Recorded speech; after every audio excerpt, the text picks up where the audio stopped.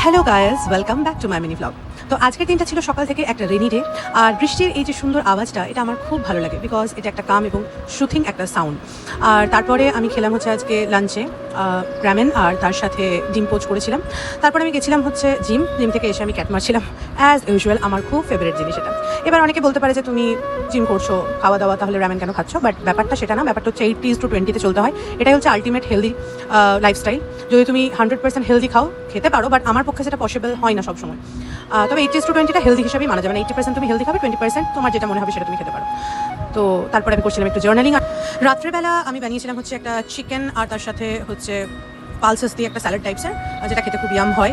আর তারপরে আমি নিজের সঙ্গে একটু সময় কাটাচ্ছিলাম, মেডিটেশন করেছিলাম, অ্যান্ড একটু স্কিন কেয়ার করেছিলাম, যেগুলো খুব একটা ভিডিও করা হয়নি, বাট এটা হচ্ছে স্কিন কেয়ারের পরের লুকটা। তো আজকের ভিডিওটা যদি তোমাদের ভালো লেগে থাকে আর এরকম ভিডিও যদি তোমরা রোজ দেখতে চাও, তাহলে সাবস্ক্রাইব করতে কিন্তু একদম ভুলো না।